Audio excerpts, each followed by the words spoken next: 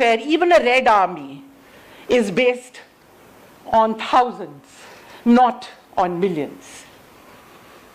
Thus ran the Gandhian dialectic. So non-violence was both enabling as well as it was necessary. To a crowd who came to his ashram on the 10th of March, a day before the beginning of the Dandi March in 1930, Gandhiji himself explained the power of non-violence, of non-violent mass civil disobedience to them.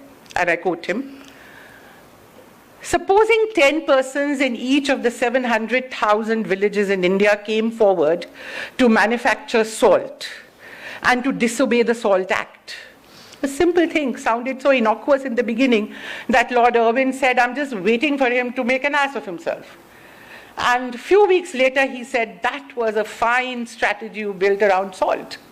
So he's explaining to the people that issue is not what you do, but if 10 people in 700,000 villages disobey the Salt Act, that is, perform an act of civil disobedience, what do you think this government can do? Even the worst autocrat that you can imagine would not dare to blow regiments of peaceful civil resistors out of a cannon's mouth. If only you will bestir yourself just a little, I assure you we would be able to tire this government out in a very short time. And I think here the word which he uses to me is very, very significant. His strategy was to tire the government out. The weapons were such that the government had no response. I explain. Gandhiji demonstrated in movement after movement how non-violent satyagraha worked by placing the government in a no-win situation, in a damned if you do and a damned if you don't situation. And that is what a successful strategy is, that your opponent doesn't know what to do. If it did not suppress a movement that brazenly defied its laws, even if it was an innocuous sounding salt law, its authority would be undermined. But at the same time, if it suppressed it, it would be seen as a brutal anti-people administration that used violence against non-violent agitators. In either case, it was the government that suffered a blow to its prestige and lost power, and the movement which witnessed a swelling of its ranks. As a British civil servant by the name of C.F.W. Williams, who was based in Madras in early 1930, said, this is how he expressed the dilemma of the government. I quote him. He says, "If we do too much, Congress will cry repression. If we do too little, Congress will cry victory. Either way, we have no way out." Gandhiji himself pointed out how non-violent struggle was the choice of the brave and not of the weak. I'm repeating Purushottam here. In his Hind Swaraj, he wrote, I quote again, "What do you think? Wherein is courage required? In blowing others to pieces from behind a cannon?" You can be reminded of this given all the surgical strikes and other things happening around us today. Is that you require courage to sit behind a gun and press a button? Or with a smiling face to approach a cannon and be blown to pieces? Who's courage? Gandhiji's emphasis on non-violence was also linked to his deep conviction that you could not separate the means from the end. And this is not just a moral victory. It's extremely important at a practical level. He believed that means were bound to shape the end. You could not build a humane, caring, inclusive, and free society on the shaky foundation of violence. The gun that is aimed at the enemy during the period of revolution can easily be turned to cow down a comrade with whom you now disagree after the revolution is over, and we know in most post-revolutionary situations that is exactly what has happened. That's why civil wars follow revolutions. If walls were not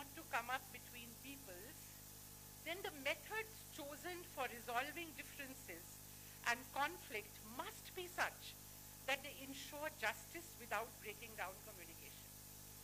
And it is here that the Lakshman Rekha of non-violence ensures that this can happen.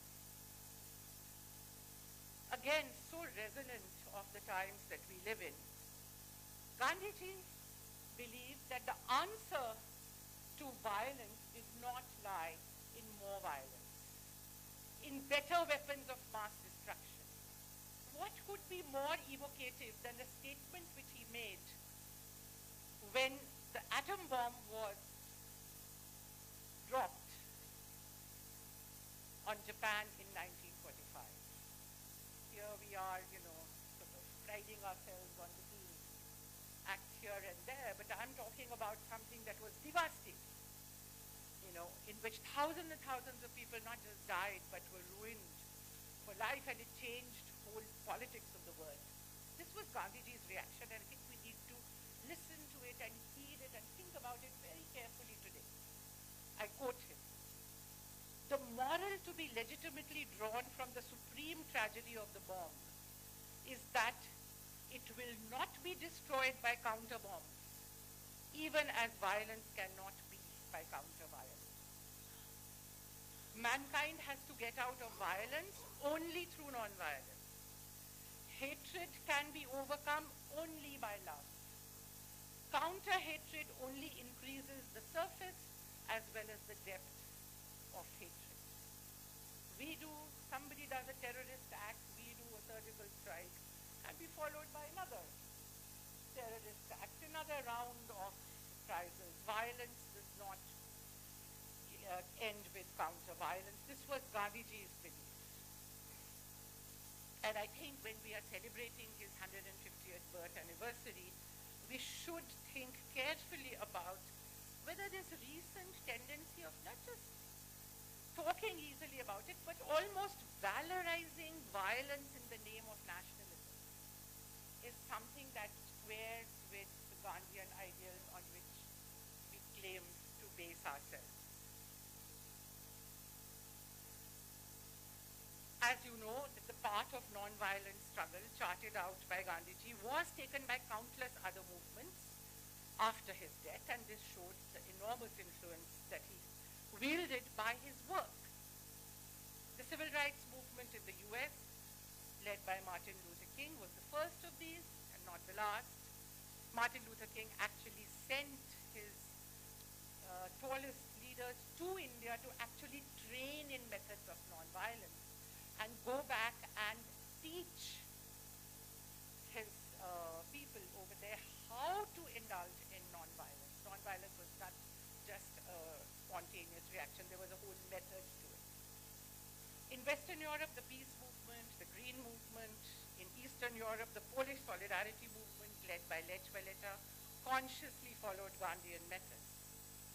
Also of note are the anti-apartheid movement in South Africa and the Truth and Reconciliation Commission set up after the end of apartheid, which evolved as a truly Gandhian institution, which promoted reconciliation rather than revenge, but on the basis of truth. You first begin by acknowledging your guilt, acknowledging the atrocity that you have committed on your brother, on your sister, on your fellow human being. And after that, you move towards reconciliation. It's not papering over of hatred and saying, goody ways, we have to move to the next stage. That's why I call it a Gandhian institution. Because the first thing I said was Gandhiji believed in resistance, not in tolerating oppression of any kind. Other movements for democracy, such as in South Korea, Philippines, Soviet Union, Eastern Europe, and most recently the Arab Spring, were cast in a similar mold. In India as well, grassroots movements such as the Chipko, the Narmada Bachao Andolan, and other movements for saving the environment, movements for right to information, for right to education, for land rights, for food, all continue to be guided by the same principles. I will now move on again. How much time? 5-7 minutes. Okay, so I'm going to skip 2 sections and just do one more, which is, I can't not do it, on communalism and secularism. I'm going to leave out two sections which I had on caste and on civil liberties. We can also never forget that he was martyred to the cause of secularism. The Hindutva brigade, which planned the conspiracy, and the assassin who gunned him down, believed that he was the chief obstacle to the setting up of a Hindu Rashtra after partition. Purushottam also just talked about this. And they were right.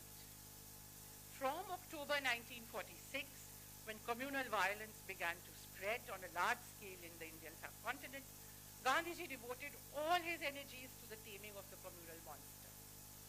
In Noakhali, where he spent 4 months in remote villages, in Bihar, in Calcutta, in Delhi, he was on call as what Mountbatten called him, a one-man boundary force. He could do more for peace than the entire armies and the police put together. The call for his commitment to secularism was absolute. The call for Quit India in 1942, which he gave, was also accompanied by the unequivocal declaration, and I quote him again, "Free India will be no Hindu Raj. It will be Indian Raj based on the majority, not on the majority of any religious sect or community, but on the representatives of the whole people without distinction of religion." This is in Harijan. In November 1947, when the clamor for a Hindu Rashtra was very loud, he said, and I quote him again, "The state was bound to be wholly secular." His language becomes more and more modern, if you like, less imagery, less traditional imagery. Again, he says, "The state of our conception must be a secular democratic state." 31st November 1947. This is in the midst of widespread communal violence. In August 1947, he had already made it clear, and I quote again, "If a minority in India," and when I read this line, I shudder to think about what we are doing to ourselves today. It has such a contemporary relevance. I quote, and when the attacks happened on the Kashmiri students and I was preparing this talk, this line kept on going around in my head. If a minority in India, minority on the score of its religious profession, was made to feel small on that account, he could only say that this India was not the India of his dream. Certainly India in the last few weeks, in the last few years, and maybe a little bit before that, has not been the India of his dream. The call for direct action by Jinnah, and I elaborate this period a little bit because I think it's very important that we know exactly what he did during this period. The call for direct action by Jinnah and the Muslim League in August 1946 had inaugurated a new stage in communal politics in India. The resultant Great Calcutta killings, in which 5,000 or more people died, placed a new challenge before the Congress leadership. The interim government had not yet been formed in August, and by the time it was set up in September, the situation was already growing much worse. In early October, violence erupted in Noakhali. I'm going to elaborate on this a little bit, a remote district of East Bengal with a majority Muslim population. The Muslim League government led by Suhrawardi in Bengal, failing to take strong action, the situation there deteriorated rapidly. The Mahatma had, with unerring instinct, sensed that the battle for India's soul would be fought and won, or lost, not in the broad avenues of New Delhi, where the negotiations for the transfer of power were going on with the cabinet mission, but in the by-lanes and the winding paths of Noakhali. In Bihar, in Calcutta, in Delhi and Punjab, that is wherever the communal monster surfaced, and that his place was there, as always, with his people. The ideals for which so many had sacrificed seemed to be slipping out of reach at the very moment of victory. He's anguished, he's desperate. Struggling to find an answer, Gandhiji embarked on what was to be his most amazing, awe-inspiring, heroic experiment with India's civilizational truth. And I will like to guide you to Rakesh Bhattavyal's book in which he has discussed this at great length, and also to Sucheta Mahajan's work on the same period. There are few tales more worth recounting than that of the master at work on his experiment. Torn with doubt and racked by despair that his methods of non-violence and love, rather than violence and hate, had failed, he threw everything he had into the balance. He said, it is to demonstrate the efficacy of that way, that is the way of peace and non-violence, that I have come here. If Noakhali is lost, India is lost. With his small band of devoted comrades, he went into the villages of Noakhali, not for a visit, not for a tour, not for an on-the-spot survey, as leaders are wont to do, preferably survey from the helicopters, but to stay as long as it was necessary. When he was asked, when will he come back? He said, I will stay as long as I'm needed here. I can't say when I will come back. He stayed on from the 6th of November 1946 to the 4th of March 1947, an uninterrupted stay. People who wanted to discuss high politics with him about what to do in the negotiations went and met him in those villages. As was often said, the capital of India shifted with Gandhiji's tour program. Wherever he was the capital of India. It is difficult today to comprehend how the most revered leader of a vast country in the throes of the most difficult negotiations, charting out its path to independence from a colonial power, could spend such a long time almost out of the reach of his own movement. There were no quick methods of communication, no social media. Gandhiji looked upon Noakhali as he had thought of Champaran and Bardoli, as a laboratory. An ideal situation for testing whether ahimsa could effectively be used by a small number of people against an almost sullen, if not hostile, majority all around. I'm emphasizing this because many of us also feel this sense of despair when we are confronted with widespread violence all around us.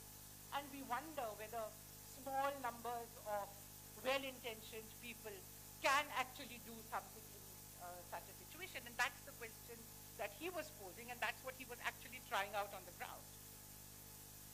He spent the first 2 weeks visiting the villages and towns in the affected area and meeting large numbers of people. He then settled down in a village called Shrierampur and spent the next 43 days over there just in that one village. He soon sent off all his associates except 2, Parasuram, his typist, and Nirmal Kumar Bose, his interpreter. Not even his personal family members, others who helped attend on him. Don't forget that he was 77 years old, who could take care of his basic comforts, were sent away. And as if this was not enough, he followed it up with a Padyatra in which he did not sleep for more than one night in any village. Every day he was shifting. This detail is because I want to just bring before you the seriousness of the effort that he was making to try and solve almost an unsolvable problem. The Satyagrahi was trying by his own suffering to melt the heart of the opponent and win him over. He was going on increasing the level of his suffering, sending away associates, for example. He was also sharing through the crucifixion of his flesh, the word which Sucheta Mahajan used a little while ago, the pain of the victims and expressing the torture of his own soul. Thus, when broken glass and human excreta were thrown in his path to dissuade him, his answer was to remove his simple sandals and walk barefoot, thereby challenging people to do the worst that they possibly could. It was not going to stop. Akla Cholo Re, Tagore's apt song, was often on his lips, as it seemed to have been written for him in this situation. His message to the terrorized Hindus was, shed your fear, go back to your homes. He repeatedly said he had come not to offer consolation but to give courage. He refused to accept the Hindu Mahasabha demand that Hindus live in separate areas. This would lead to ghettos, he said, and defeat the whole purpose of his work. He was also not in favor of cases against perpetrators of violence being dropped, as the guilty must accept punishment. Gandhiji's Satyagraha in Noakhali, that's what it was, provides a wealth of extremely valuable material for analyzing and learning secular practice at the grassroots in the most hostile of situations. On 15th of August 1947, he was in Calcutta at the request of Suravardi, who feared a bloodbath when India became independent and Calcutta came under Indian control. He stayed in a house close to a major Muslim settlement and walked hand in hand with Suravardi in the streets of Calcutta, and Calcutta responded by remaining completely peaceful. 1 year ago, Calcutta had 5,000 or more dead. On 15th August, British left, Gandhi took over. You could say the police administration of Calcutta, walked through the streets, and there was no violence. He next moved to Delhi at the urgent bidding of Nehru, as the situation in the capital had grown extremely dangerous with the rapid influx of Hindu and Sikh refugees. Here he remained till he was killed by the assassin's bullets, endeavoring with all his might to restore humanity and sanity to a people gone mad. He played a leading role in protecting the Muslim population of Delhi, much of it having been driven into refugee camps by fear of attacks by the refugees who had come from across the border, and in preventing their homes and shops and places of worship from being occupied by the refugees. His last fast on the 13th of January, just about 2 weeks before his assassination, was against this continuing conflict. And what is amazing is that despite the high communal passions of the time, it received a fantastic response.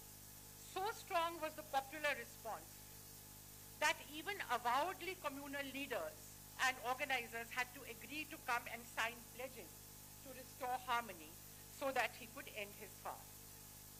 His martyrdom at the hands of a Hindu communalist was the pinnacle of self-sacrifice and had a cathartic effect on the nation ravaged by sectarian strife, which came to an abrupt halt.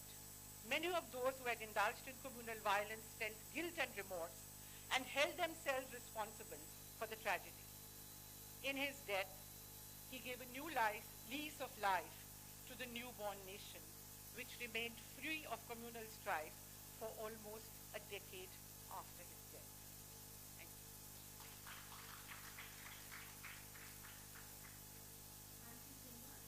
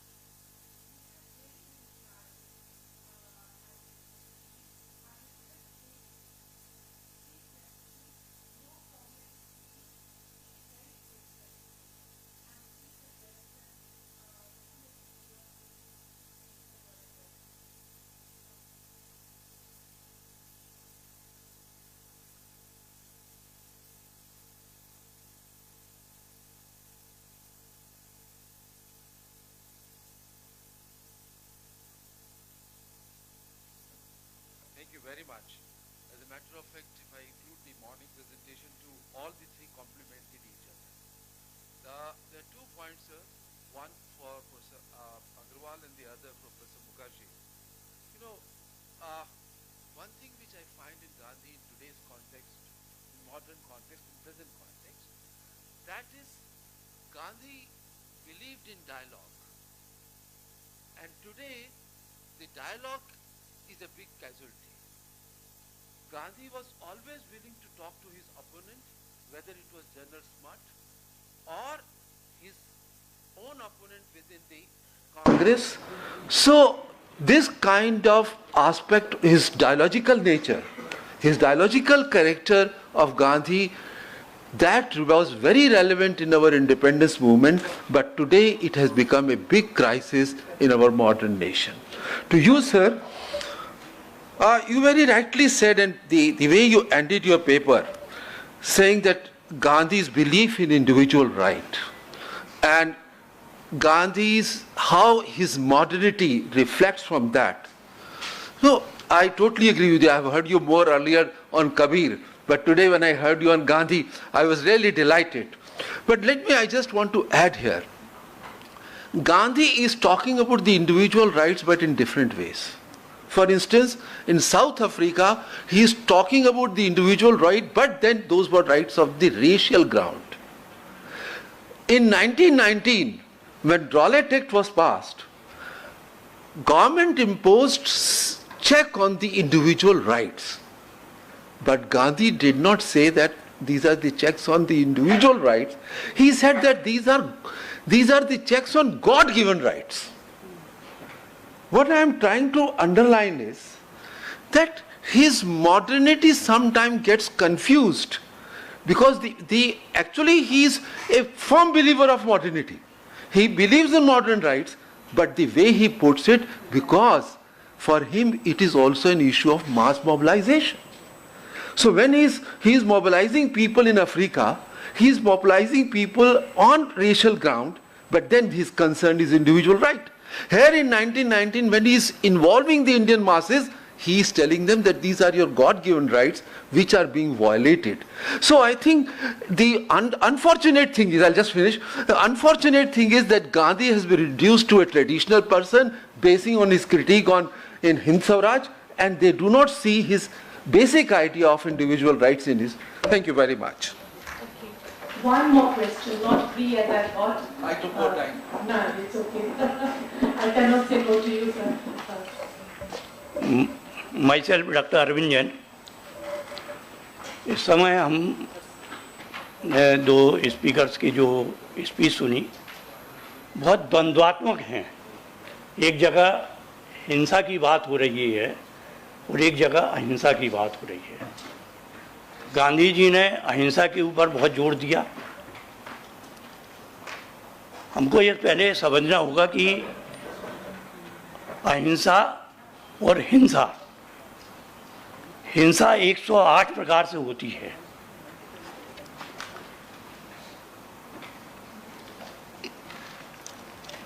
हिंसा का जो प्रकार बताए गए हैं वो 8 प्रकार हैं, 108 प्रकार हैं.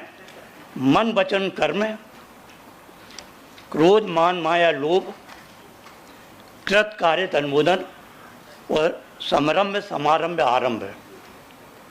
इनसे 108 प्रकार की हिंसा होती है.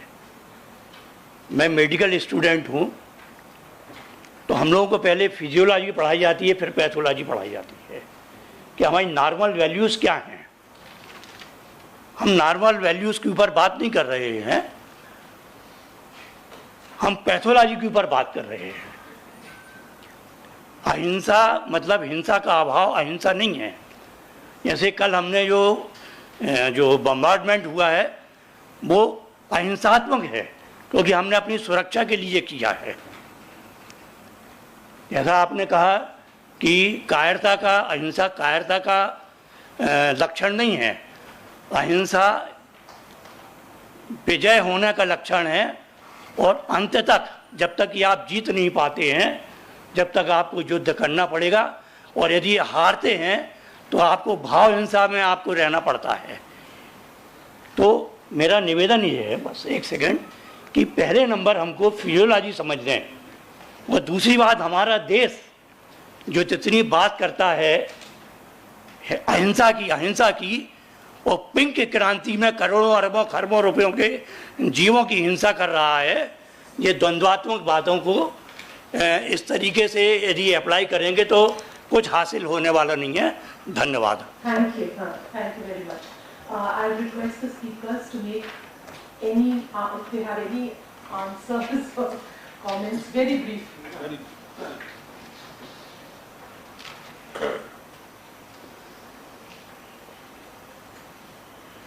मनुष्य के जीवन में जो बहुत से भ्रम होते हैं उनमें से एक मौलिकता का होता है, और खास करके तब जबकि आप परंपरा आदि की बात करते हैं तो बहुत से लोगों को ये लगता है कि जिस व्यक्ति के बारे में बात हो रही है या जो व्यक्ति बात कर रहा है उसे कुछ अता पता नहीं है। असल में ज्ञान सभी को होता है, थोड़ा बहुत, गांधी जी को भी था, लेकिन उस ज्ञान की अभिव्यक्ति कहाँ किस प्रसंग में हो ये समझ ज्यादा महत्वपूर्ण होती है। गांधी जी ने मई 1924 में एक लेख लिखा था यंग इंडिया में, हिंदू मुस्लिम टेंशन कॉजेज एंड क्योर। जाहिर है कि उसका कॉन्टेक्स्ट खिलाफत आंदोलन की विफलता थी, और उसमें गांधी जी ने लिखा था कि not asking to respond with absolute non violence to villainy और to nations that may invade India. Gandhi ji इस मामले में बहुत क्लियर थे, लेकिन किसी राज्य सत्ता के द्वारा, किसी राष्ट्र राज्य के द्वारा हिंसा के लिए, सुरक्षा के लिए तैयार रहना और हिंसक मिजाज का महिमा मंडन करना, ये दो भिन्न भिन्न वस्तुएं हैं। कोई समाज मानसिक रूप से स्वस्थ नहीं रह सकता अगर वो सतत भाव हिंसा में बना रहे। पिछले 5-7 साल में ही जो हालत हुई है, मैं ईमानदारी से ये कह रहा हूं दोस्तों, ये रिटोरिक नहीं है सुचेता, ये वास्तविकता है। नहीं, मैं जानता हूं आपने ग्रीक सेंस में कहा था लेकिन ये रिटोरिक भी और सच्चाई भी है कि मैं पिछले 2-3 साल से टीवी लगभग नहीं देख रहा हूं। कुछ मित्रों को ताज्जुब हो सकता है क्योंकि मैं कभी कभार टीवी पे प्रकट होता हूं, लेकिन जिन प्रोग्राम्स में मैं होता हूं उनकी भी रिकॉर्डिंग में नहीं देखता, और इसका नतीजा ये निकला है दोस्तों कि मेरा बीपी नॉर्मल रहने लगा है।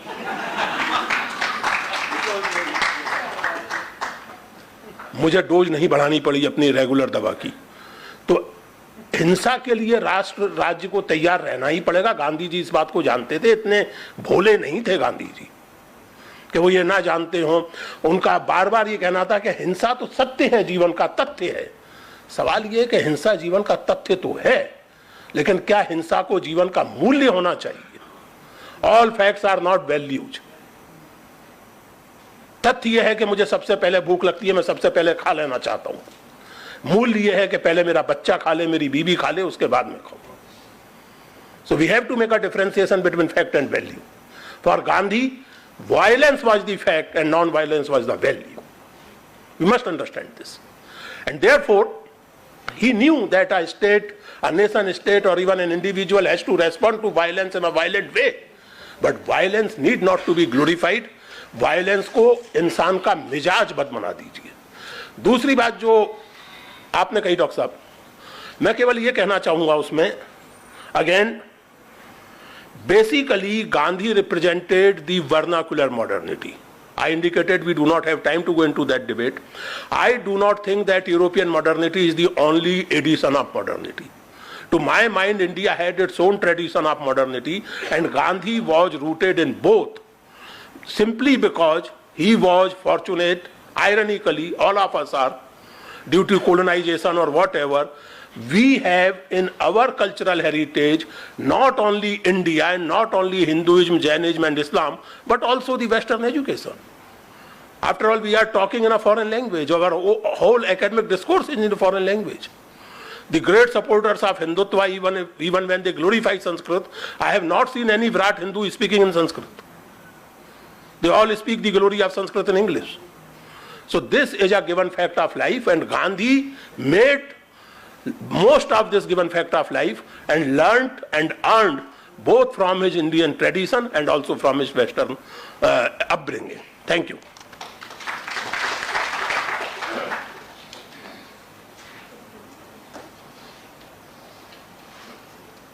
For the sake of saving time, I'll just speak from here and just a couple of sentences. I'd just like to give you an example from Gandhiji's belief in respecting difference, engaging in dialogue, not shutting doors. In 1942, when the Quit India movement was being launched, at the Govalia tank meeting in which thousands of people came to attend this open AICC session where the call was given for Quit India, there were 13 members of the All India Congress Committee who were communists. And they wanted to get up and oppose the Quit India resolution. You can imagine the charged atmosphere. In the middle of the Second World War, everybody knew the call for revolution is coming, the crowds are baying for it. And here are these people who want to get up and oppose the resolution. And what does Gandhiji do? Gandhiji gets up and says to the crowd, he said, I respect these people who have the courage to differ. And he said, they are just like me. I have also tried in the last so many decades to cultivate the courage to be different, to believe in your own principles and to stand up for them. And therefore, I appreciate them and they must be given a chance to express what they do. Now, what was he doing? He was not just creating a space for them to be heard, he was simultaneously protecting them from a counter-attack. He was saving... In today's situation, lynched. Yeah, exactly. Protecting them from being lynched virtually. So here he was, through his actual practice in such a charged public situation, showing the people of India what is dialogue, what is tolerance, what does it mean to be a nation. You must live with people who completely differ from you. They must have space. They have as much right to their views as you have. Tomorrow our views will again be the same and we'll fight together the good battle. Thank you so much, everybody, for a wonderful session. Thank you so much. We now move on to the next panel. We'll take over.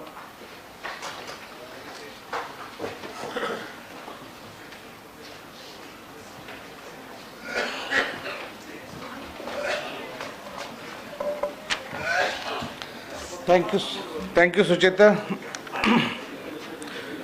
Our next panel, there's a slight change. We have Sarvani Gupta, Saurabh Bajpayee, and Sushmita Mukherjee. If you please come to the dais.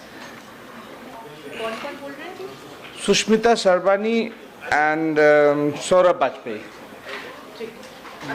Richa ke baad mein karna hai. And we have Nilanjan chair. I think he was on his way.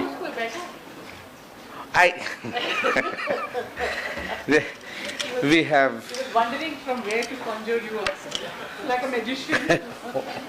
First time you had faced the what we generally face approaching the studio. Aage aage nahi. Aaj Nilanjan Mukhopadhyay. I'll introduce later. Come.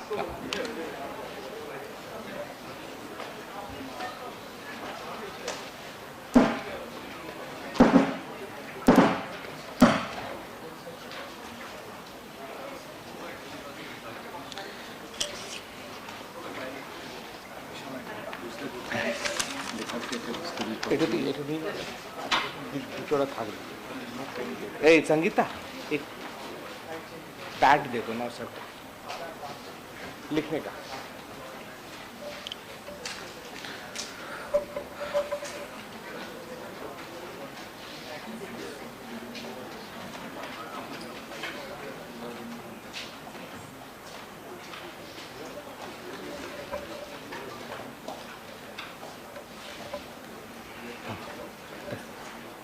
This for this session. Have a round. Pad नहीं है ठीक.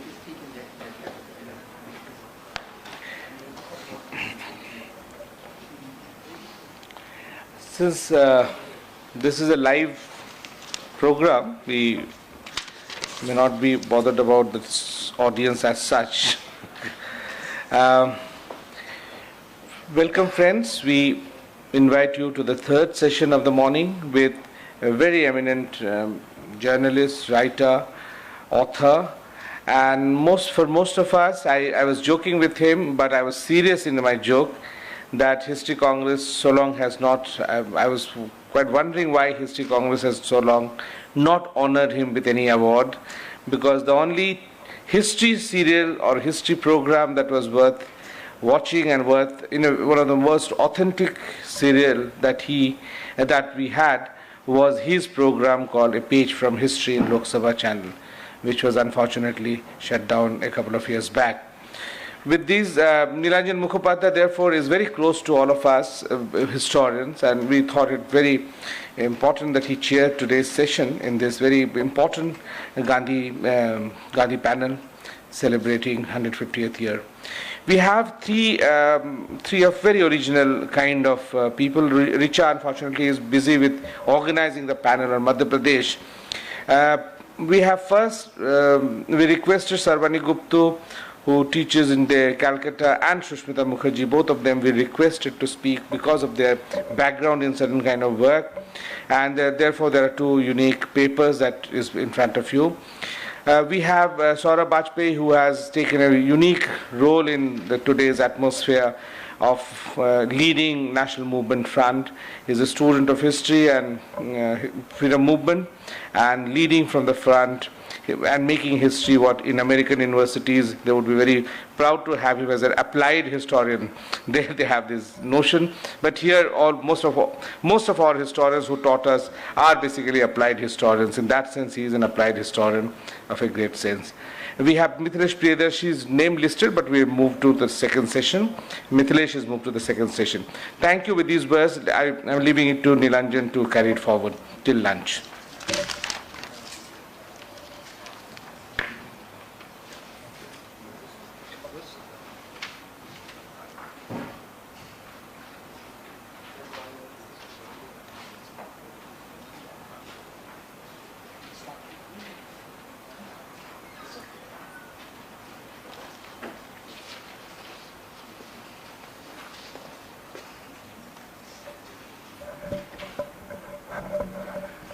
Good morning, everybody. I think I first must preempt a bit of curiosity which may be there, because what is a non-historian doing in a hall of distinguished scholars in the Indian history of Congress? This question becomes very important because it is very necessary to preempt certain things, especially because we are in the days where the word non has become very important.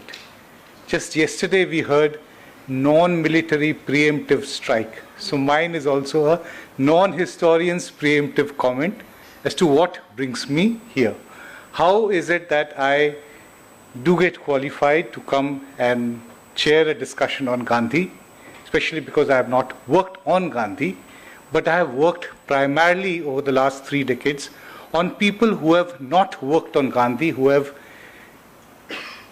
misused Gandhi, appropriated Gandhi, and used Gandhi as a political tool for their political benefit.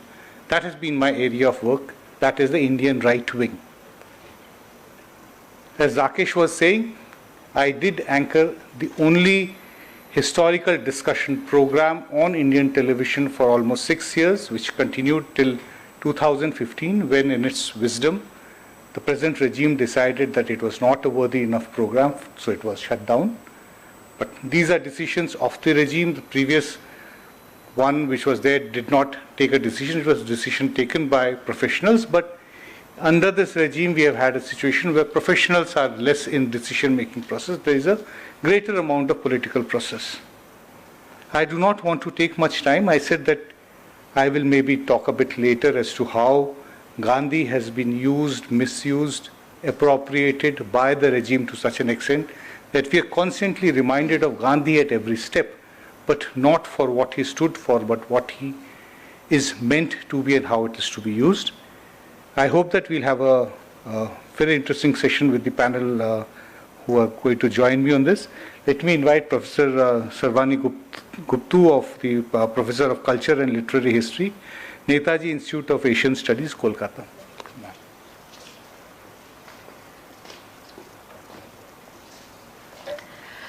I'm going to speak on the portrayal of Mahatma Gandhi in vernacular periodicals in Bengal in the period 1920s and 30s. Considering the fact that the relationship between Bengal and Mahatma Gandhi may be termed in today's parlance as complicated, it would be interesting to use a different prism to look at how the Mahatma is portrayed there. Normally, this discussion is based on events and or ideological stance of individuals who are variously either overwhelmingly Gandhian or vehemently against or maintaining a respectful dissidence. My point of intervention in this ongoing discussion is to use contemporary documents in the form of essays and poems written in the popular literary periodicals in Bengal in the 1920s and 30s, coinciding with the prime time of Gandhian movements in India. It is also my contention that newspapers, political or otherwise, are much more bound to contain details of events and politics occurring in the country and the world. But when certain ideas are portrayed as features in literary periodicals, they possibly represent a trend or a prevailing idea or ideology which either the writer wishes to propagate or writes in response to a demand in the society. So in my mind, these 35 essays and poems which I have found from 5 literary periodicals, Bangobani, Bharati, Bharatbarsho, Vichitra and Probashi, out of the 17 popular periodicals that I have researched on in the period 1916 to 1940, are a reflection of the views of the society and the intellectual. They deal directly with Gandhi and his ideas and give an evocative view into how Bengal received the impact of the person and his ideas and what enduring lessons they derived from his ideas, which were disseminated among their readers as essences of nationalism and rational thinking. So since there is paucity of time, I'm going to just tell you in the beginning that I have divided these essays into 4 main sections: the impact of the Mahatma, the enduring values of Charkha and the Khaddar, then how women's initiative is looked at, and finally how the reflection of the relationship that Gandhi had with the Bengali society and some of the leading intellectuals. The impact of the Mahatma. Almost all of these above periodicals, and more specifically Probashi, Bharatbarsha and Bangobani, discuss in their current affairs or miscellaneous sections contemporary events and politics, and specifically Gandhi's movements, his programs, actions, his imprisonments, releases, travels and ideas. But for this article, I have only touched upon a few featured articles. There was obviously tremendous admiration and curiosity about the persona of the Mahatma along with his ideas. The most straightforward reflection of the admiration, in my view at least, is visible in the poetry. Not only are there panegyrics to Khaddar and Charkha, but there are poems dedicated to Gandhi's personality. Satyendranath Datta and Hemendra Lal Roy both have poems called Gandhiji, and then there is a post-Dandi March Gandhi Bandana by Pyari Mohan Sengupta. A more appealing poem which indirectly speaks of Gandhi's appeal is an address to a son called Putrer Prati by Jyotindra Prasad Bhattacharya. Published in Bharat in 1922, the poem is an appeal of an intellectual to his newborn son Badal to rise above his circumstances of birth in a poverty-stricken and colonized land where inflation makes the life of the poor intolerable. Badal's father laments that even golden Bharat was not spared of the World War tragedy. He pleads with Badal to take note of the events occurring around him so that he may take lessons of survival. To paraphrase parts of the poem, despite the discrimination Indians face on a daily basis from the white races, there is a curious fascination for whiteness, adopting their ideas and behavior. He appeals to his son, saying that do keep in mind that you have been born to eradicate the poverty of Bharatbarsha. But do not hesitate to travel abroad. Armed with this knowledge, Badal must then shrewdly judge the characters of his countrymen. Among the great variety, he will come across another father's son, the saintly Gandhi, who has no parallel in this world. Even earlier, 1921, Satyendranath Datta, famous as the Chande Jadukar or the magician of rhymes, wrote a poem on Gandhiji saying, "What are you doing writing so busily with the light on during the day? Can't you hear the sounds of the crowds on the street chanting Gandhiji, Gandhiji? Look out of the window and you will see the light rays of a new star. The attraction of the new moon has brought forth waves in the sea of humanity." The poem outlines many virtues of the new star who has contributed through the ideas of Satyagraha, the offering of his heart. His ability to draw both the rich and the poor through love, and whom both Muslims and Hindus guard with their lives. His greatest endeavor is ahimsa in this violence-filled world, and whose place is in the lap of the Buddha and beside Tolstoy. Another poem in 1925, Hemendra Lal Roy writes, this poem is also called Gandhiji in Bharatbarsha, where he brings in the metaphor of the floods, which brings suffering but also flushes out the accumulated dirt of centuries. And I'll speak of one more poem where the writer brings forth names with which he brings a connection with Gandhi, and who his readers will identify. So he asks, are you Pratap? Are you King Puru? Are you Shivaji, the savior of India? Are you the greatest warrior Krishna, the creator of the Gita? Are you Buddha, Nanak, or Nimai Chaitanya? You are the flowering of strength of Shivaji, carrier of Buddha's love, and as you walk a slight figure, yet with proud assured steps vanquishing fear of death, followed by crores of men and women. Besides these, of course, there are discussions in the different essays about his ideas and his impact as well. Ramananda Chattopadhyay in the Probashi, he is also the editor of Modern Review. He says that the reason for the popularity of Gandhi is that we tend to sit at home and blame either the government or Gandhi for all the ailments of the government of the country, but it is his truthfulness and simplicity about which we have no doubt, which makes him so acceptable to the people. The larger number of essays are about Charkha and Khaddar, and which are not direct praise for the Mahatma. It is his advocacy for eradicating economic problems of the rural and the urban poor that is upheld. Even there is no out-and-out propagandist tone, but an application of logic and economics is mixed with the nationalistic tone, whereby an appeal is made to the educated and the wealthy who have forgotten their past in their present ambition to ally with the alien rule for mere economic benefit. Writing from Bharatbarsha in 1921, the poet Bosanta Kumar Chattopadhyay said that previously people used to bless others by wishing them many children. Nowadays they do not do that because they are afraid that they will not be able to provide for them. But why should that be? He says in an essay called Charkha, we should find a way out. After all, for the basic necessities of life are three: family, food, clothing, and shelter. He criticizes the wave of westernization which has accompanied education that has led people to seek jobs instead of improving the farming and animal husbandry techniques, which would have solved the problem of food. He talks about solution of housing, but it is the second issue of clothing which concerns him the most, as is evident from the title of the essay. Chattopadhyay reminds his readers that India is a hot country and wearing elaborate Western-style clothing is not really suitable. His advice to those who have the means is to buy 1.5 seer cotton with 1 rupee. He gives the example of Shorla Devi Chaudhurani, who despite coming from a very well-to-do family and wearing many fine garments in her youth, has turned to spinning the charkha religiously every morning. Can I have some more?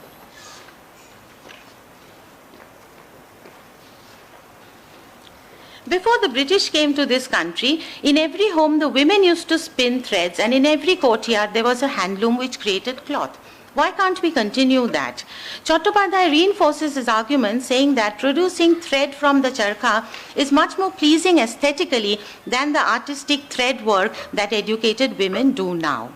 And in another essay, Jogesh Chandra Roy, in the essay called Charkha and Khaddar in 1922 Probashi, suggests that if the farmer could cultivate cotton, it would supplement his income and his household. The seeds will provide an opportunity for the oil presser in the village, and the women in the home could spin cotton threads even after their work in the fields and at home. After all, one can spin even in the dark.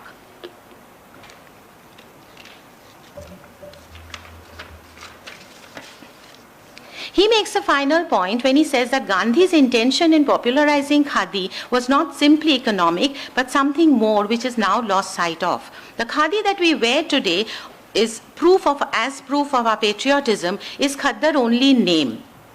It is 5 hand long and 2.5 hand in breadth. It is a garment which is an aberration, more so since it is not made by the wearer himself. So the whole purpose of self-purification that Gandhiji intended in his popularizing of khadi is lost today. Now, there are very few people in the villages who know how to spin. So, men cannot go and train women. So, young boys, intelligent and soft-spoken, should go to every house. Hemendra Lal Roy, in an article called The Future of Charkha in Bharat, quoted Mahatma Gandhi as saying in a speech in Madras Corporation Convention that if we are to remove the economic distress under which this land is laboring, if we are to serve the dumb millions of India, we cannot do so without the spinning wheel. Roy stresses that during the floods in North Bengal, when people were suffering from complete dislocation, it was the charkha which provided the people a sustenance. There are also 3 poems dedicated to Charkha and Khaddar. There's a Charkhar Gan, Song of the Charkha by Bashanta Kumar Chattopadhyay. There is Khaddar, also by Chattopadhyay in another magazine called Manushya Mormomani. And then there is a very interesting one, Hemendra Kumar Roy's Khaddarer Gan, which is another one in 1922, Charkhar Gan, which is a translation of an 1806 Wordsworth poem, Song of the Spinning Wheel, published in Provashi. It was also realized that institutionalization of the process of khadi making and spinning was the only way to prevent its eclipse again. Sharla Devi in 1926 pointed out that it was admirable that here in Bengal, Satish Chandra, under the inspiration of Acharya Prafulla Chandra Roy, had developed an institution for propagation of Khaddar. This institution, Kalashala, set up at Shodhpur by Satish Chandra Dasgupta, was further explored by Jalodhar Sen, who is the editor of Bharat, who not only visited the place and also took photographs for an article. Sen went for the inauguration by Gandhi and provides many pictures of the gate built on the Sanchi style, workers and volunteers of Kalashala, the machines used for cloth production, office of the organization and the guest house. Some of the essays talk about the participation of women, that how khadi and spinning was a means in which women could be integrated.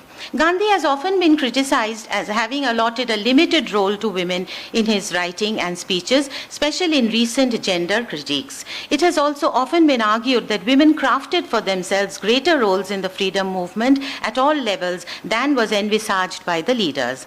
Without getting into the polemics of these arguments, one can say that in Bengal at least, from the Swadeshi and the revolutionary movement period, women's participation in the national movement had started, and it became more acceptable and more respectable through the Gandhian movements. An interesting study of this aspect is, of course, Sharla Devi Chaudharani, whose mother, Sharno Kumari Devi, daughter of Devendranath Tagore of the famous Jorashako Tagore family, was the editor of Bharati for 11 years initially, and then trained her 2 daughters, Hiranmoyi and Sharla, to continue in her absence. Sharla was editor of Bharati between 1898 and 1903, after which she left to work in a school in Mysore. The task was taken up by Rabindranath Tagore. Sharla Devi shifted home to Lahore when she married Rambhuj Datta Chaudhary, who was deeply involved in revolutionary activities in Punjab. She came close to Gandhi when he stayed in her home in Lahore in the post-Jallianwala Bagh period. Strangely enough, Bharati first carried an article on Gandhian politics only in 1923, when an editorial not by Sharla Devi, by the editor duo Shorindra Mohan Mukhopadhyay and Monilal Gangopadhyay on Mahatma Gandhi was published. In 1924, Sharla Devi returned to Calcutta after her husband's demise and resumed the editorship of Bharati. During the Tarokesha Satyagraha, she raised the issue and compared the undutiful Mohantaship to that of the Caliph, who needs to be banished, saying that it is important for those politically active to have a dutiful and honest leader to coordinate a Satyagraha movement. To prevent a movement going awry, it is important for all Satyagrahis to have meetings with Gandhiji to set down the path. Otherwise, they will be Gandhian in name only while they pursue their own agendas. In 1926, a speech by Sharla Devi was quoted in Bharati, where she says, "I wear khadi and I am an admirer of Khaddar. I ask everyone to wear khaddar because it is a symbol of India's Atma Shakti, self-reliance. The fire that is seething, this of course is an indicative of the fact that she is also very close to Rabindranath Tagore, who proposed Atma Shakti during the Swadeshi movement. The fire that is seething inside India will not be suppressed by any number of government laws and repression. It will not be cooled by any fine machine-made cloth. It is only khaddar that will assuage the hunger of for development and soothe the wounded pride of the nation. The East wants to prove to the arrogant West that they too have the wealth, power, and humanity within them. We are not degraded animals, but humans with our own art, crafts, religion, knowledge, and science, etc. In 1927, Nagendranath Bhattacharya wrote an essay in Bharatbarsha outlining the duty of women in the spinning of cloth. It's a very long essay. I'm just mentioning one line. Today, it is no longer right that women should be in the depths of blissful ignorance. They must sit up and take over the responsibility of spinning like before. But this is not to deny the duty of men, but to establish the charkha like the Lakshmi idol at home. It is the women who have to perform the rituals. After all, the spinning wheel is not positioned outside the home. The spinning wheel, and it is the woman's pure heart which will do the turning. The final section that I come to now is Mahatma Gandhi and the Bengali society. There are many essays on the relationship between Gandhi and the Bengali society, including the leading Bengali figures, specifically Rabindranath Tagore and Swami Vivekananda, though much fewer in number than khaddar and charkha.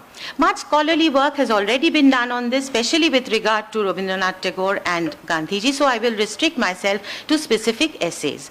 There is one essay on the Mahatma and Swami Vivekananda by Kalingonath Ghosh in Bangobani 1924, which was a far more politically active magazine compared to the others.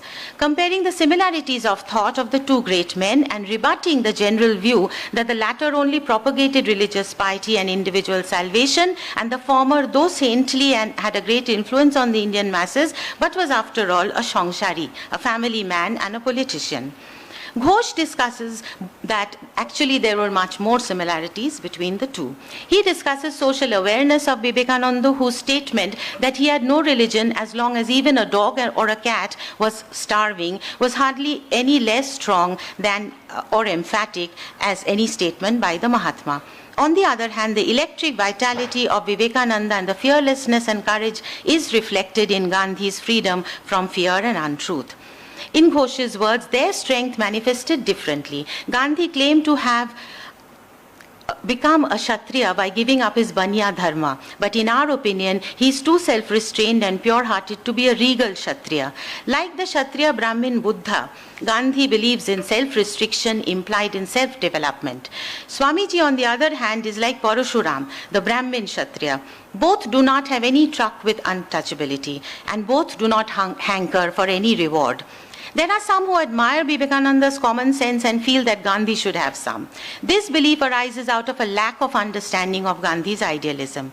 The situation in India with regard to her poverty and lack of Hindu-Muslim unity has deteriorated since Swami Vivekananda's time.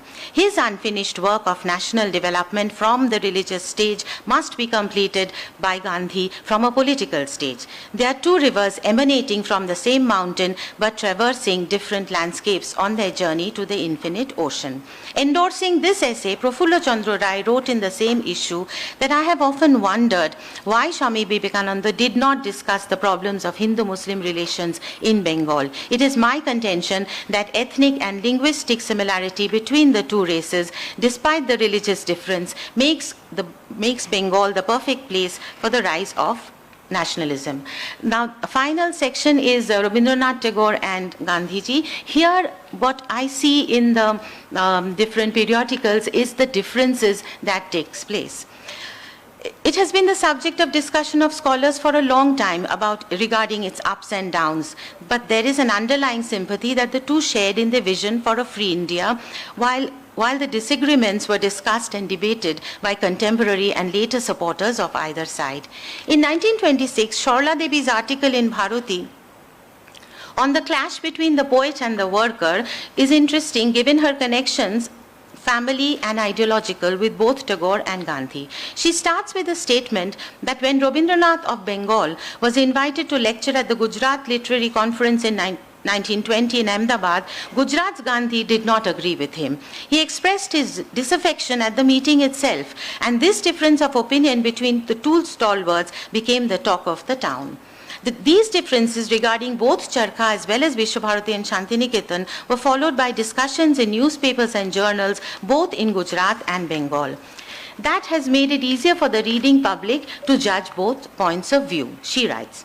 She has given a translation of Gandhi's reply to Rabindranath's criticism of Charkha, which came out in Anand Bazar Potrika. And she says that while Tagore has directly criticized Acharya Prafulla Chandra Rai and Gandhi, the latter, however, depends on rumors and comments by other people.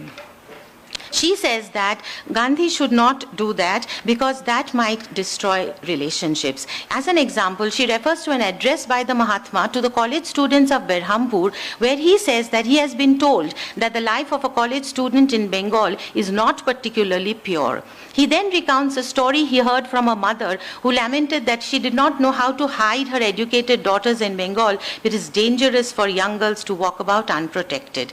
They are not free from the lustful eyes of the students. Sharla Devi said that this allegation, based on one comment by an unnamed woman, made the student audience very resentful. She said that in the essay that if Gandhi could be more restrained in his spontaneous reactions and give delayed and more retrospective responses, he would probably get greater allegiance from Bengal. 3 articles by Kolingonath Ghosh on Gandhi's impact on the Hindu society was presented in Bangobani in 1925, where he discusses issues of abolition of untouchability, caste differences, preservation of cows, Hindu dharma, the Vaishya Gandhi, and the conservative Brahmin. I'm not going into these essays, but I would like to end by saying that the point I have in this article is trying to analyze the various shades of understanding Gandhi by the Bengali intellectual writing in the popular journals. I have tried to highlight that this may be a fairer way to understand the social mentality. Personalities change their opinions frequently, as does the society. What remains constant is its reflection in writing in the contemporary journals. And I would like to give an example of this when, in an interesting reversal of the disagreements of the 1920s, an oration by Tagore to the farmers who were invited to Shantiniketan, reprinted in Vichitra in 1932, hailed the Mahatma as a great man who appears rarely in the world, whose arrival has made us, I'm quoting Tagore, his arrival has made us forget our pain and suffering and filled us with great joy that the land we live in is also his birthplace. When great men appear before us, we cannot always understand them because our hearts are fearful and unclear. Our natures are slack and we are weak in our actions. We might not comprehend their intelligence, knowledge, or diligence, but we do understand their love. That is why a great phenomenon has occurred in India. We have realized that the noble man who is amidst us today is our own. There is no discrimination in his love on the basis of education or wealth. Through great suffering, he has said that all are equal. I do not know if you have all met him, but everyone recognizes him as a Mahatma. A Mahatma is one who has a great soul. We normally refer to divinity by that name. It is rarely that divine love comes down to the earth. Let us embrace that soul. Let us not send him away. Let there be an end to our sins and evil thoughts. Let us ennoble all men and let humanity triumph. Thank you.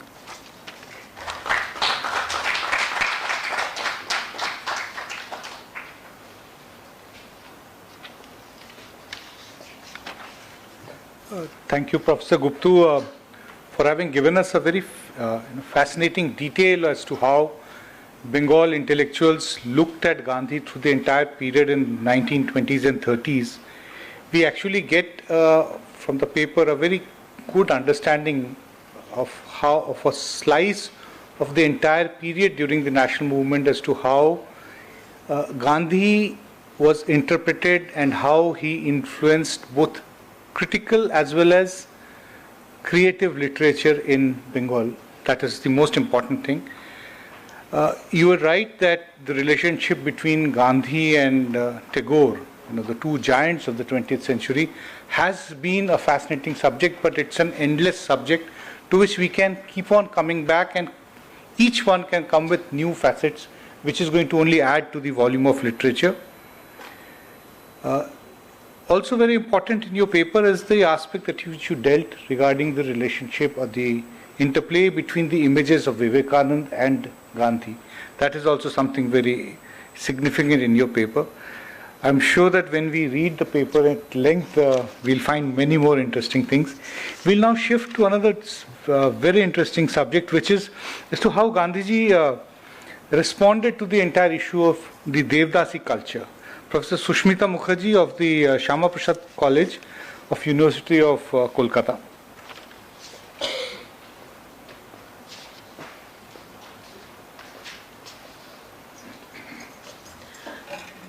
Good morning and thank you. My paper is actually Devdasis of South India and how Gandhi responds to the Devdasi issues.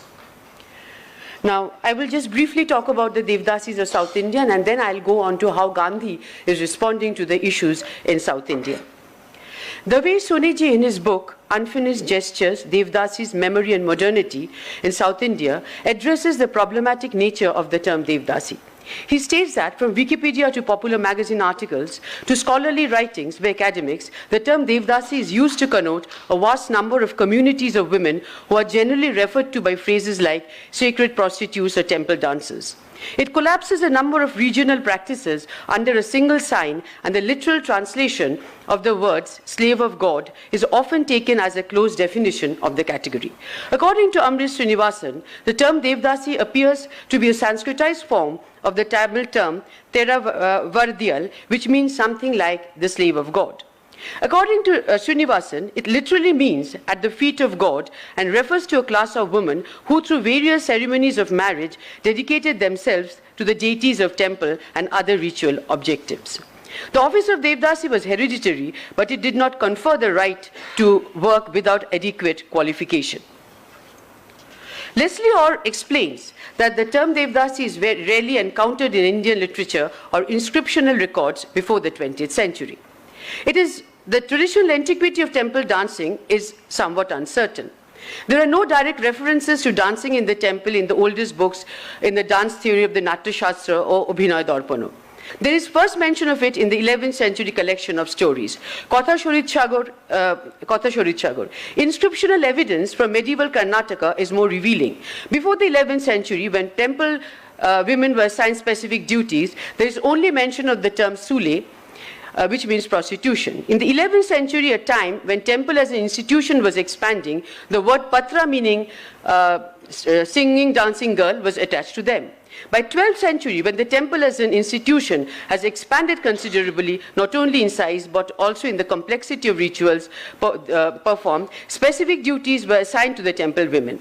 The temple complexes became more akin to the king's court, and the Devdasi's duty approximated the courtesan's relation to the king. I'm not going into the details, but as Davesh Soneji tells, there are many things like the virali, the female birds, or the matavis, etc. They actually constitute may be construed as the predecessors of the 18th, 19th century Devdasi courtesan. And they were also promoted by the Maratha rulers of Tanjore. I'm not going to the details, but I will just mention that for the Devdasis, attachment to the temple brought them sectarian purity and the promotional avenues to pursue a prosperous career. They had considerable economic and professional benefits, and most importantly, they had social honor. The music, dance, and public display of the girls were meant to attract patrons who were expected to accept a young Devdasi as a concubine.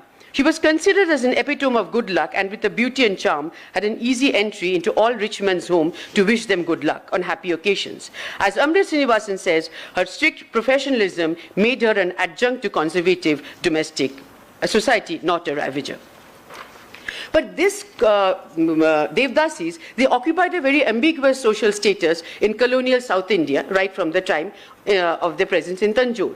But this ambiguity, which included uneasiness about their sexuality, their role in the economies of land and legitimacy in the profession, were highlighted by the reform efforts which brought into public spaces of debate. So we find that when the reformers came into scene in the 19th, 20th century, public deliberation of Devdasis on Devdasis took the form of judicial debates, anthropological enquiries, and medical and legislative interventions. Kunal Parker, in his essay, A Corporation of Superior Prostitutes, Anglo-Indian Legal Conceptions of Temple Dancing Girl, 1800 to 1814, shows how legal definition of Devdasis as prostitutes were codified by the Madras High Court. So now that these singing, dancing courtesans now are termed as Devdasis. I can't go into all the details, but even the women's body come under colonial scrutiny when sexual contact between colonial men and native women increased. So they were also being tried to be brought under the Contagious Disease Act of 1864 and 1868. Somehow they escaped from it, but however, 3 years later, the British government also wanted to call them somewhat dangerous class of prostitutes, and indeed was a carrier of venereal disease. So the emergent public opinion were not at all favorable to the Devdasis. The concept of temple girls as prostitute and dancing girls did not fit into the emerging image of Hindu widowhood characterized by purity, chastity, domesticity, spirituality, and self-sacrifice. So here we find that in the early 20th century, the debate about the condition of the Devdasis is arising. It started in 1912, I'm not going to the details, but it was in 1920s the significant and important legal interventions directed towards Devdasis took place in the Madras Presidency under the leadership of Dr. Muthulakshmi Reddy specifically. Now, Dr. Muthulakshmi Reddy, she was the first doctor of the Madras Presidency, a very erudite woman, a social worker, and she took up the cause, and most probably her mother belonged to the Isai Walala caste, and she from the very childhood had a sort of a repulsion towards the Devdasis, because her mother made her life hell because she was not getting married, and she said that you will never get married until quickly because you belong to the Isai Walala caste. So we find that from the very childhood she had a revulsion towards this Devdasi system. Now, most probably, she was aware of the fact that there would be an opposition when she would bring up the cause of Devdasi in the Legislative Assembly, because she was the first woman legislature. Now, so she now tries to rope in Gandhi into the Devdasi issues. And as it is said, that in the period of Gandhian nationalism, chastity in thought, word, and deed was seen as critical for the development of the force of satyagrahis.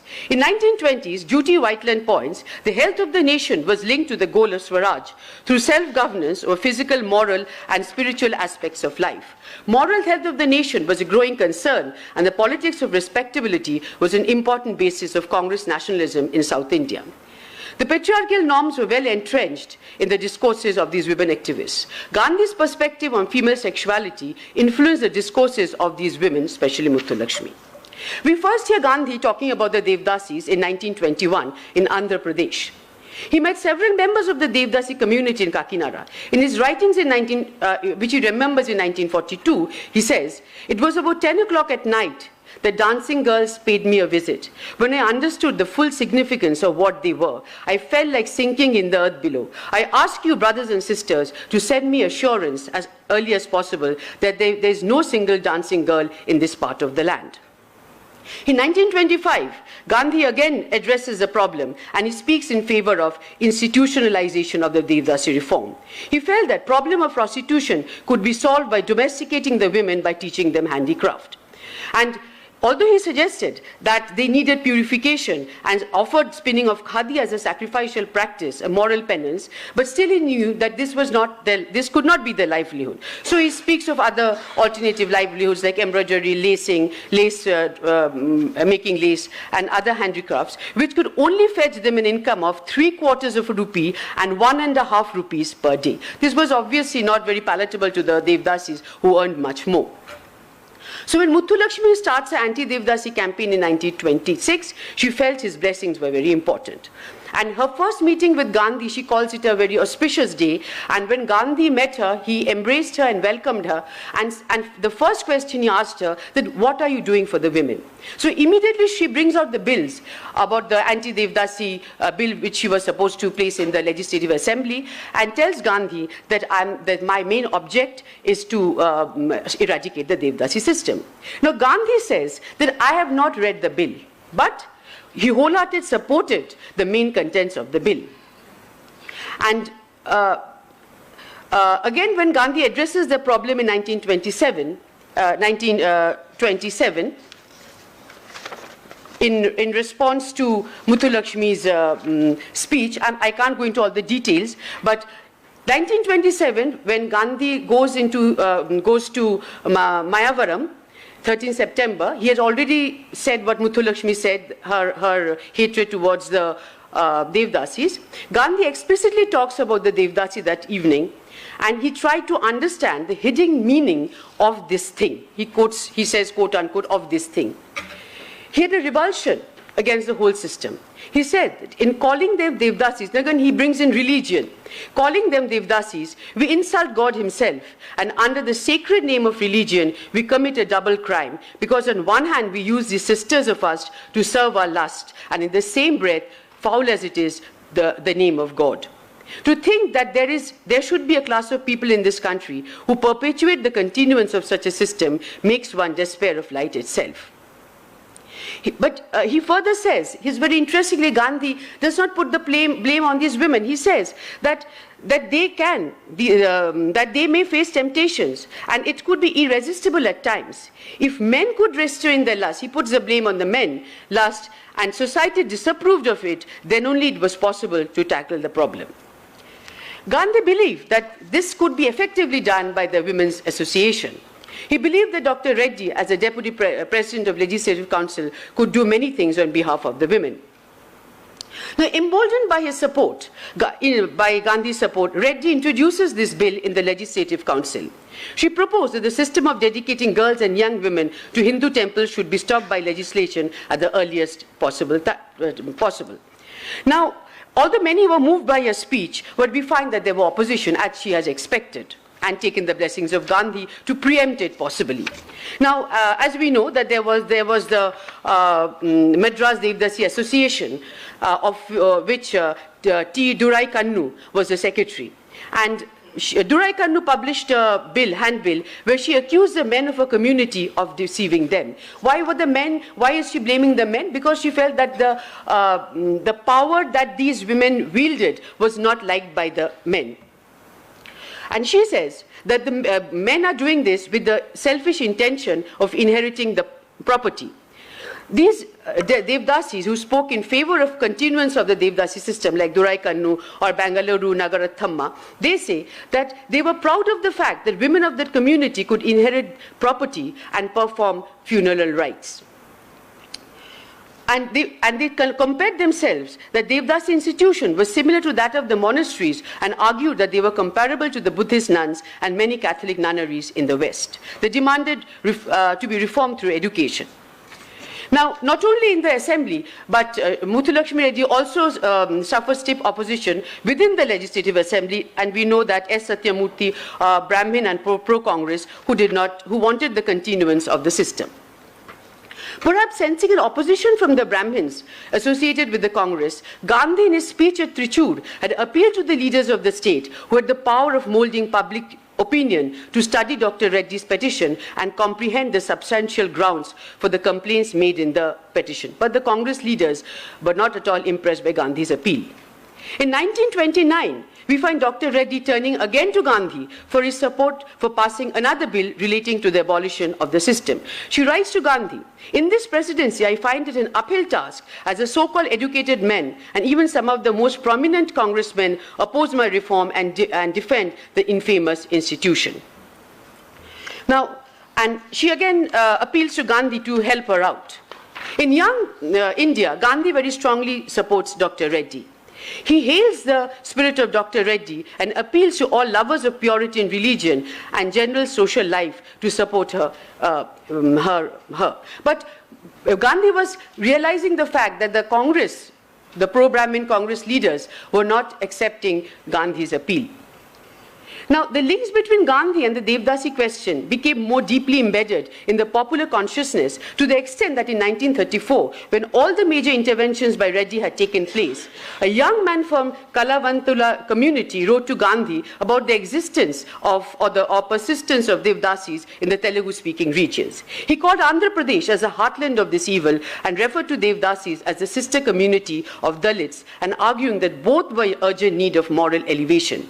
He said, "The misery of a whole community consigned to a life of prostitution is great. Young men here are trying to do their best to root out this evil, but they badly need guidance. Won't you kindly take up this matter as equally important and emergent as the Harijan movement?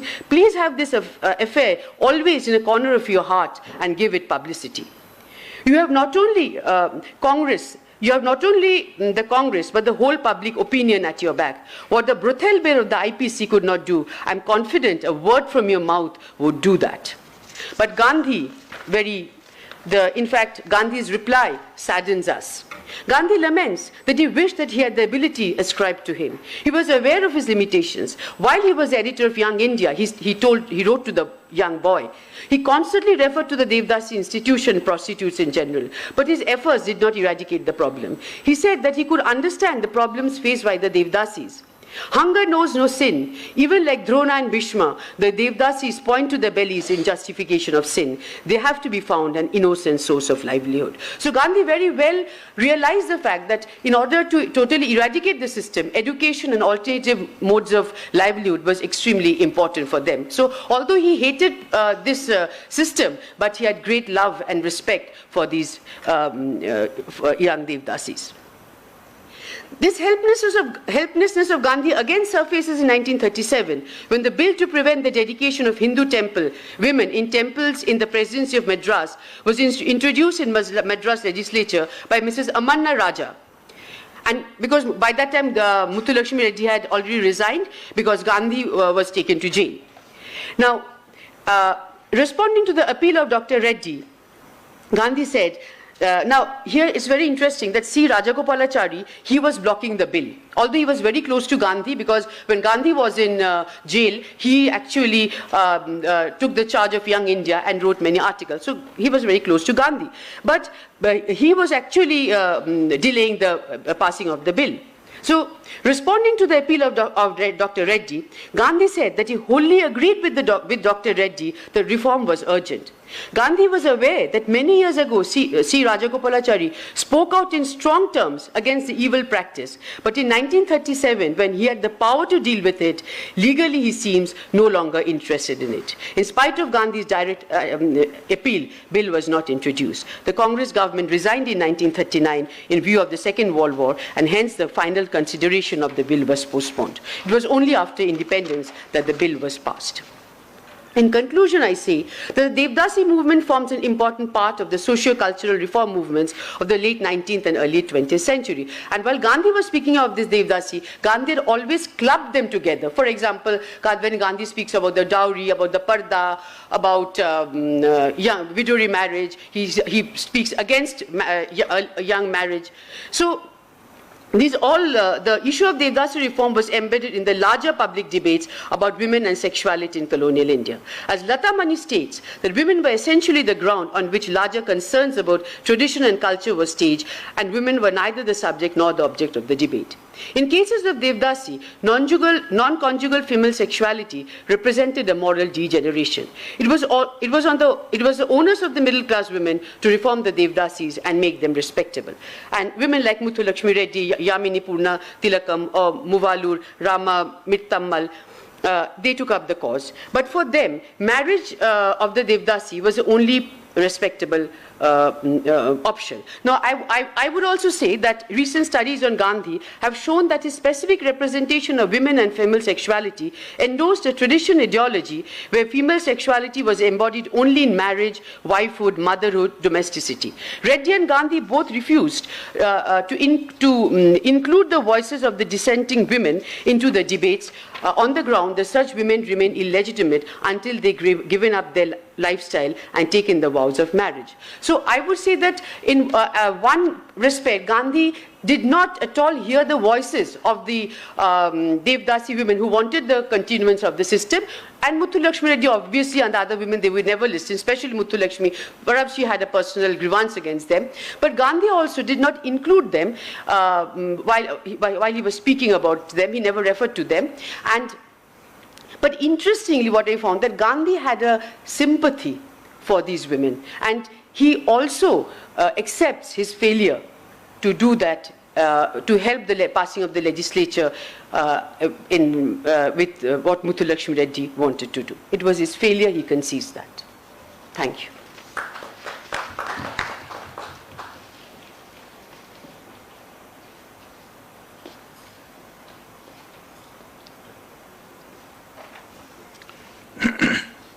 Thank you, Professor Mukherjee, for a very enlightening speech on a paper on something completely one has never actually thought of Gandhi and trying to understand as to how he looked at Devdasis. Devdasis did not fit into the dominant image of women, which was either as a wife, mother, or sister. Right from the 19th century onwards until now. Not much has really changed, but even during the course of the national movement, there obviously you say that Gandhi had his obvious limitations of trying to understand the issues of women and sexuality from the perspective which he should have. There were obviously definitely patriarchal limitations. There were also various other issues, aspects related with the Gandhi's personality, which has been dealt with different scholars. A very enlightening paper, and sure that we'd like to read more about it. I'd like to now invite Dr. Saurabh Vajpayee, who is an assistant professor at the Deshbandhu College of the University of Delhi. But besides being a historian, he's also the convener of the National Movement Front, which is an organization of a voluntary organization which is trying to safeguard the freedom movement. And he's going to share some of his reflections on Gandhi in contemporary India, which all of us have been very deeply interested in the last few years.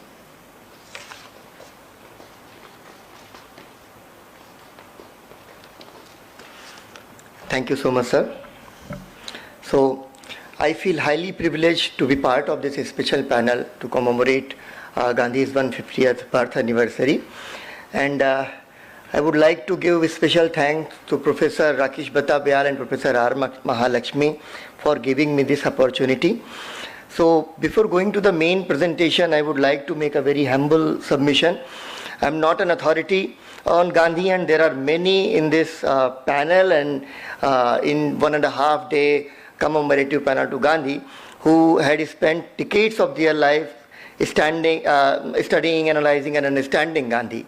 So hence here I would like to discuss my experiences related to Gandhi as a social and political activist who has been trying to propagate the legacy of the freedom struggle for about 4 years now.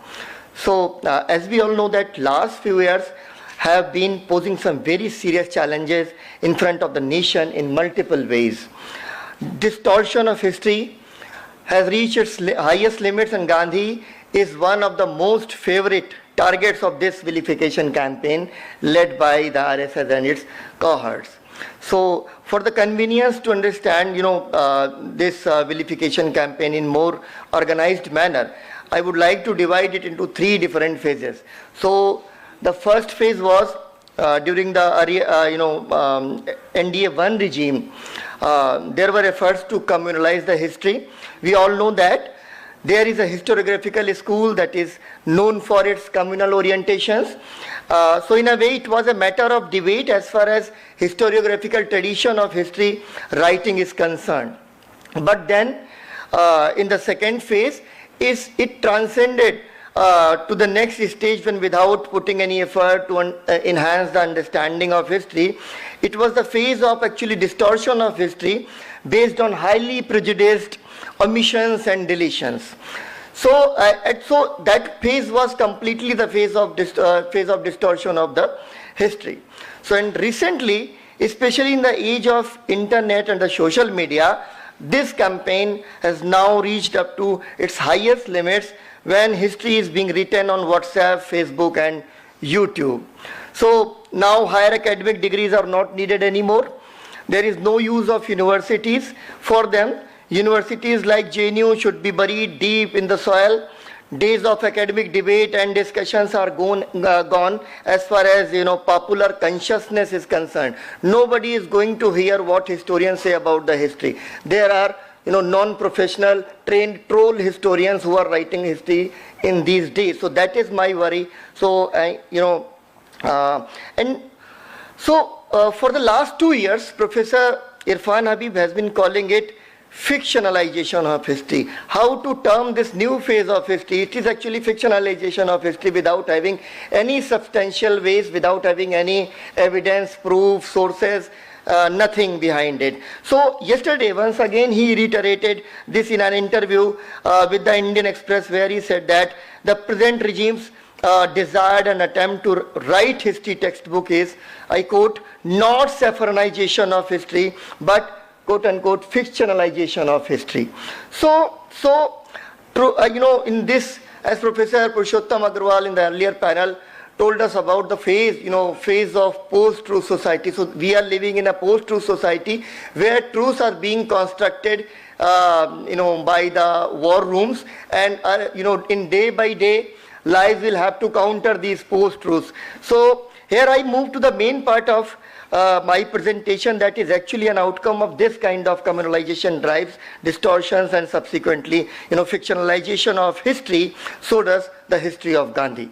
So, and it is important to note that Gandhi, a leader who was completely against banning and suppressing any idea, was yourself recognizing the threat of distortion of history. Very categorically he said about this threat, and he himself became the greatest victim of this tendency. So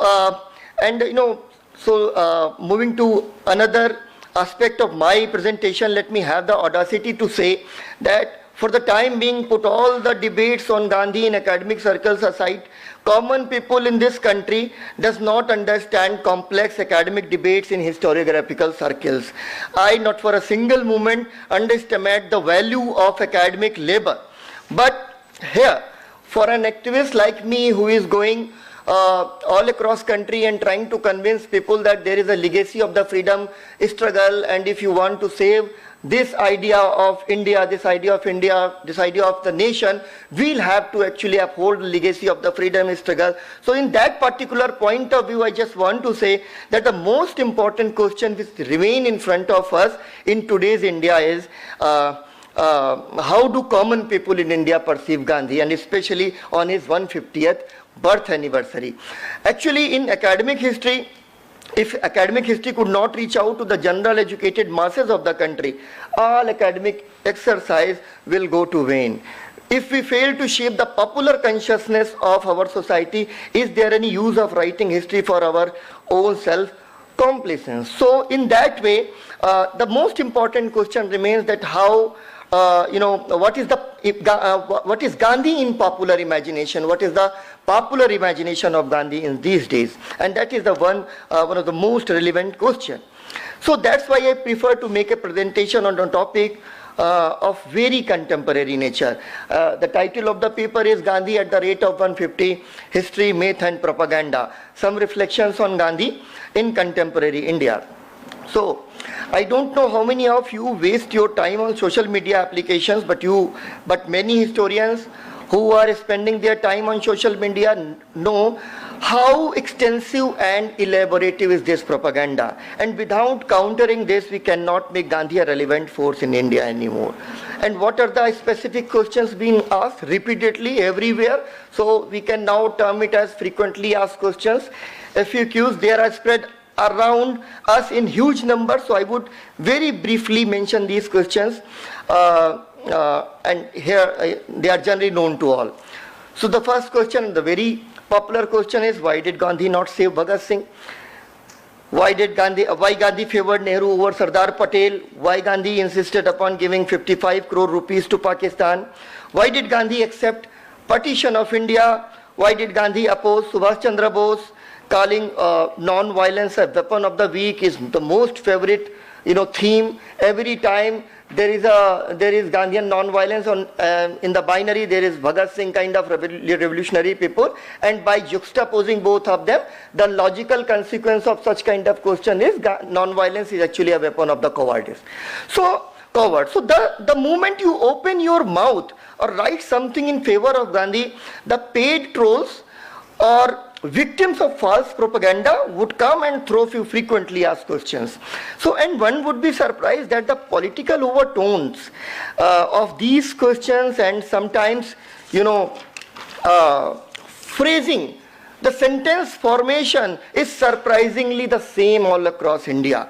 At Raipur, at Gwalior, at Lucknow, Bangalore, Ahmedabad, Bengaluru, ITM University, Delhi University. So wherever you go, you will find the same question, and repeatedly in the same nature of question, sometimes sentence formation is the same. So very clear, and it's an open secret that it's an outcome of a concerted effort, very engineered one. It's an organized campaign to uproot the legacy of the freedom struggle. So, I have tried to, answer all these questions in presentation, but because of the time constraint, I would not like to go into the details of them. So, because all these questions actually need separate attention of the historians. All are very elaborative, questions. So, that is the propaganda part of the problem, and we all are aware of that. But now here I would like to draw your attention to a mostly unknown aspect of the problem, the myth, quote unquote the myth. Propaganda, we know that who is behind this kind of propaganda, but what are the myths about the understanding of Gandhi in the Gandhian circles? So propaganda must be countered, and it will be countered, but what about the myth about Gandhi in Gandhian circles? Even Gandhians do not understand Gandhi in an appropriate manner. So that is the fallacy of the situation, that is the irony of the situation actually. So, and the most harmful myth about Gandhi in Gandhian circle is that Gandhi was a saint rather than a political leader. Very clear about it, not going to indulge in any debate. They are very sure about it that Gandhi was a saint, so he was completely aloof of the politics. So that's why most of the Gandhians keep themselves away from the active politics, and they are happy in their own localized experiments on education, organic farming, water resource management, etc. So, and you would be surprised to know that Gandhi, of these Gandhians, is surrounded with numerous myths, which made this Gandhian lot a paralytic, passive, and captive of their own selves kind of, lot. So they are die-hard adherents of non-political part of constructive works of Gandhi, but when the question arises of political intervention, they choose to remain aloof of it. Even in the present situation of civilizational crisis, they are not at all ready to, they are not at all willing to, introspect. Rather, they prefer to hide themselves in their own comfort zones. So, I find the genesis of this tendency in the conference held at Wardha in March 1948, when the question was asked by Maulana Azad that Gandhi is gone, who will guide us now? So later Gopal Krishna Gandhi compiled the proceedings of this conference with the same title, Gandhi is gone, who will guide us now? So it is here that we locate this break between the political Gandhi and the apolitical Gandhi of the Gandhians. So Nehru had attended this conference as a representative of political Gandhi. However, Gandhians later perceived him as a man who could not win over his lust for power along with Sardar Patel, and because Gandhi had refused to celebrate the independence day celebrations and also forbidden to join the government, all Gandhians should keep aloof from the Congress. And the most powerful myth about it is that Gandhi had desired to abandon the Congress in post-independent